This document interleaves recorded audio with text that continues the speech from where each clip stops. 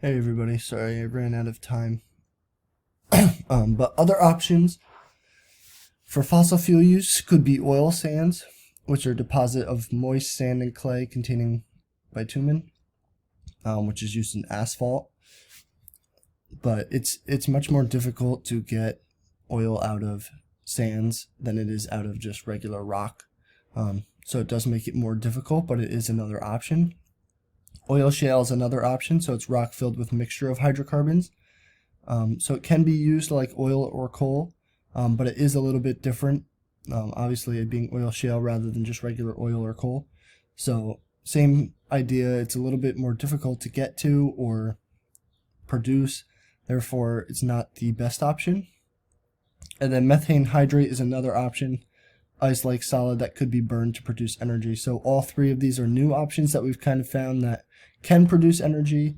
We're not sure how efficiently, and we're not sure how much of these options there are, but it does cost a little bit more money. It's more expensive to get to because it's harder to get, which does make it a little bit different in energy sources. So some of the consequences of fossil fuels, we talked about a lot of these all year long, but they all release greenhouse gases. So whether it's nitrogen dioxide or carbon dioxide, it's going to release greenhouse gases into the atmosphere, making it warmer, depleting the ozone layer. So things that could cause problems for the future. We talked about the air pollution yesterday, all the air pollution that has stopped due to the coronavirus. So just reminding us how much these fossil fuels actually do produce so much air pollution. And when we stop it, even if it's for a month, you can see a drastic difference. Water pollution, we'll talk a little bit about that on the next slide. Definite health risks, causing unhealthy situations for different people, especially miners, people who have to go down to get these fossil fuels, definitely causing some health risks.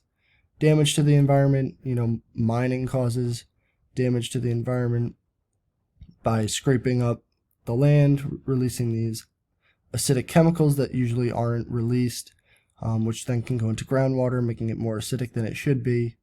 All these different environmental risks due to either gathering the fossil fuels or burning the fossil fuels. Either way causes harm to the environment. And then dependence on foreign substances. Like I said, we have some in Alaska and Texas, but most of the time we have to rely on the Middle East or Africa in order to get this oil, especially for countries like Germany, France, and Europe that don't have any oil in their country. They definitely have to rely on other countries for this, which causes friction anytime there's a depletion of this oil, as people tend to fight over whether they're allowed to have it or not, or the price of it, or all these kinds of things. So dependence on foreign substances is not the best. So it's better to be able to produce your own energy as much as you can. So a couple of events that happened more recently would be the BP oil spill, which happened on April 20th, 2010. An explosion occurred at the BP Deepwater Horizon oil rig. So it actually released 130 million gallons of oil into the Gulf of Mexico. And as you can see, it definitely affected the wildlife there, as the pelican is completely covered in oil. It prevents them from flying as it makes their wings too heavy to fly. So it grounded a lot of the wildlife there and caused a lot of wildlife death. It even caused death to 11 rig workers who were working there. So accidents happen. This happens to be a big one, as 130 million gallons of oil were spilled. And I did see an article today on National Geographic that said that they're still seeing effects of this oil spill even today. So 10 years later, they're still seeing effects on the wildlife that live there. It mentioned dolphins specifically. So if you're interested in that, there is an article out there about that recently. Another health risk are Chile miners. This happened also in 2010. On August 5th, a mine ramp in Chile collapsed, leaving 33 miners trapped. This was a very deep mine, as it was 2,300 feet underground. So they were all trapped in a shelter down at way deep underground. They were eventually rescued, all of them, but it took 68 days to get them all out. So they were underground for 68 days before they all were rescued. And there's actually a movie on this that came out since then. It's called 33, and it's just about their situation being underground and trying to be rescued and the experience that they experienced down there in the mine. So you could check that out as well.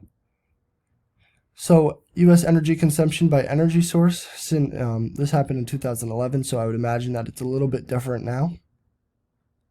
But this is kind of what we've been using for the last few years here. And petroleum is 36%, so this would be oil. Oil is 36%, coal being 20%, natural gas 25%. So of the fossil fuels, it makes up about 2/3 of our energy sources are completely used by fossil fuels. All right. And then it starts getting into nuclear electric power and then renewable energy and all the different options we have there.